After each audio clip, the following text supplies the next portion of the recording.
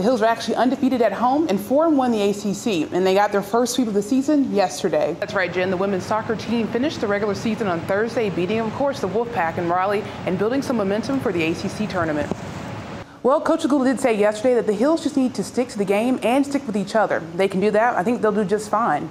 Well, as you guys see from there, it was a heartbreaking loss, particularly for those seniors, because it could be their last game. I actually had to wait around just to get some interviews because it was really emotional in that group. You're busy. Imagine being a full-time student athlete and a head coach. The East Chapel Hill High field hockey team has been the reigning state champion for the past 4 years. Rachel Magerman, a junior forward here at UNC, is in her third year coaching this squad. It's kind of a stress reliever to come here after my own practice. And she's not the only one on her UNC team coaching young girls in the sport. Senior midfielder Kelsey Kolajaychek also coaches at Smith Middle School. What's awesome about it is how the girls really listen. They love playing. I can tell they're always happy to come to practice. Although it might seem time-consuming, both players are able to juggle their time between school and coaching. And I mean, it just works out, and then I have the night to, go over my homework or study and stuff like that. Sometimes I'm up late, but... Rachel and Kelsey try to teach the girls what they think is most important. Just a lot of stick movements and shooting and, attacking. How to make good passes, where to pass to. A lot of dodges, good defense. So it's nice just to teach people how to play and develop their skills in case they want to go to the next level. Although the girls enjoy being coached by UNC field hockey players, they admit to being a little starstruck. When she comes here, we think she's like a celebrity. In a 3-2 overtime victory, the Hills improved to 15-1 thanks to Caitlin Van Sickle's game-winning score and Saucy Amir's season-high 9 saves.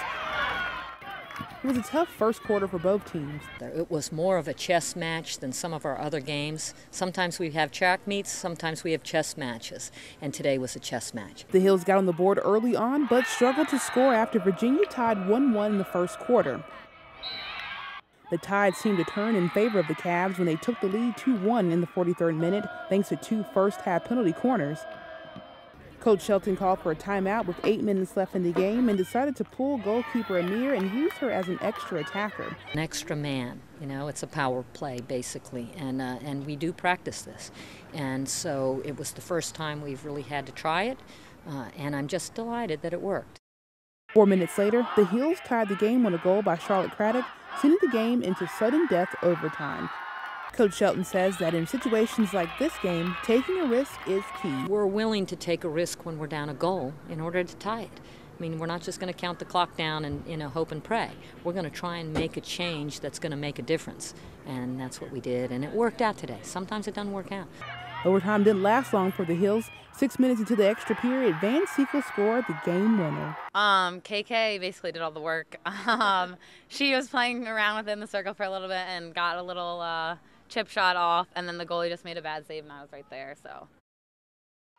The Tar Heels were held scoreless until the 66th minute after falling behind 1-0. Junior forward Kalia Ohad tied the game with this goal midway through the second half. She then gave the Tar Heels the lead just 13 minutes later. You can see Ohad take the beautiful through ball from Renee Pringy, sidestep the goalie, and finish into a wide-open net. 2 more late goals had the state fans hitting the exits early, earning the Tar Heels a home game in the first round of the ACC tournament. Coach Anson Dorrance was certainly satisfied with the win, but was already looking ahead to Sunday's game against Virginia. That's the concern I have of having to fight our way up to hosting it by scoring, 4 goals so we could have the margin that we needed in order to host it. But we'll see on Sunday. If we can't move, it was a bad strategy. Maybe that strategy backfired a bit as the Hills took on Virginia at Fetzer Field. Yet again, the Hills started slowly and the Cavs took advantage as Virginia's Caroline Miller netted the game's first and only goal in the 10th minute. Senior goalkeeper Adelaide Gay doesn't use Thursday's high-octane match as an excuse for Sunday's loss. I think it's always hard to make the turnaround in terms of legs. But they played on Thursday as well.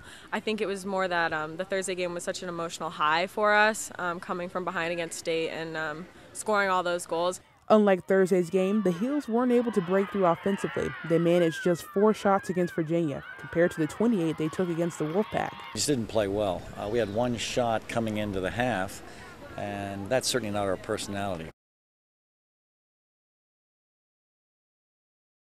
This guy.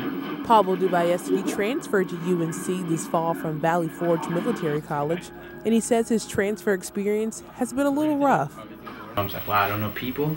I'm not in clubs. I don't know where the first place is to, say, hey, what's going on? Like, what do I need to do to excel at? And I come in, and Transfer United helps me with all that. Transfer United, located on the 3rd floor of Rand Village 5, is a living learning community in its 2nd year. To be considered, students must be junior transfers, complete a transfer seminar, and attend a transfer success group. Community Director Danny Hall says Transfer United's goal is to give transfers support to help them transition seamlessly. It puts people together so they can really form those bonds. To form bonds, students of Transfer United live together, eat together, and even go to class together. It's like the best family you can possibly think, because when I go out, I feel comfortable with people that are from Transfer United.